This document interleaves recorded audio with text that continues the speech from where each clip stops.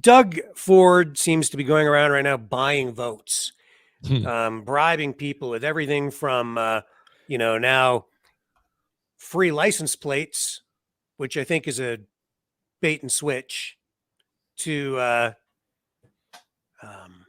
don't know, Brendan, what else has he offered up lately? Well, the Liberals are doing the same thing because one of the MPPs, I don't remember his name, says he wants to buy everybody free snow tires. So I guess it is the season, right? And Andrea Horwath wants to buy everybody mental health care. Yeah. So the government breaks your brain over 2 years period, and then now they want to fix it all of a sudden. Ooh. So what's the new blue going to buy everybody? We're not interested in buying votes. We just tell people the truth, and we try to stand up on principle. We're not perfect. No one's perfect. We'll own it if we make a mistake, but it's important that we get the candidates and we challenge these guys. We challenge the PCs with this vote buying campaign. It's very dangerous in the parliamentary system. Part of if you really want to get technical on the way the parliamentary system works in democracy, right? The tension between the ideologies kind of is supposed to give it a balance, right?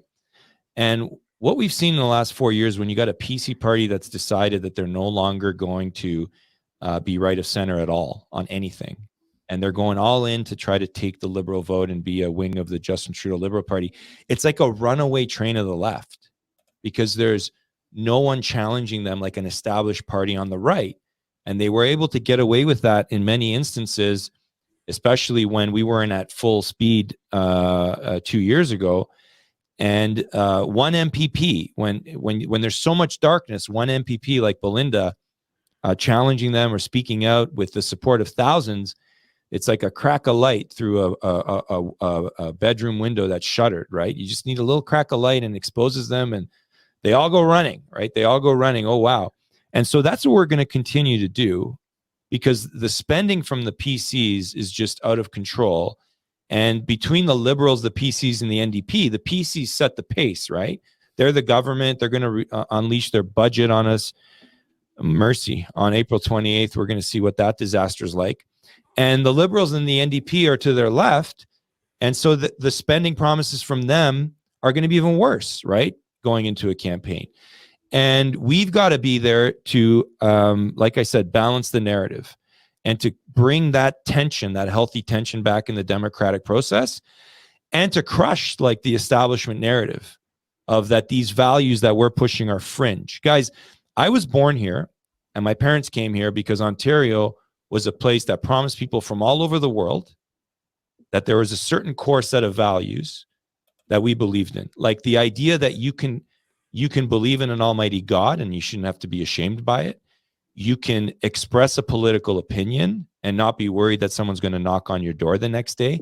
That fiscal responsibility was a good thing, and you shouldn't spend more than what you can and pass it on to the future generations. That we decide who's in charge based on free and fair elections. These are things that that Ontarians across the province believe in. But the Liberals and the NDP and now the PCs want us all to believe those are fringe ideas. Those are, not in the mainstream. And our job with the New Blue Party is to not only balance the narrative on specific policies, but to say these values that we're talking about, these are natural values. And more people agree with them than disagree with them. And these are not ideas and values and principles that showed up in 1982 when the Liberals said, here's the charter. Because if you believe that, then the government can say, well, we gave you those rights and responsibilities. We'll just take them away whenever we want. And so we're out there with our candidates talking about the shared values that Ontarians have and that these establishment parties have hijacked the system. It's not us that are the revolutionists. We're talking about what Ontarians agree on and what they want to see. It's the politicians and the class and the lobbyists behind them that have hijacked the process and are not giving Ontarians another option, another discourse, and are hiding their votes on critical race theory, hiding the fact that they get $100 million in taxpayer subsidies every 10 years. And we've got to return common sense to the narrative. And that's about tax relief. We haven't seen tax relief in like 2 decades in this province. It's ridiculous. People are leaving the province in droves. And because the only tax cut you ever hear about is maybe for big corporations, a slice, never for personal tax relief. It'd be great. We want to reduce that HST 3%, 3 points.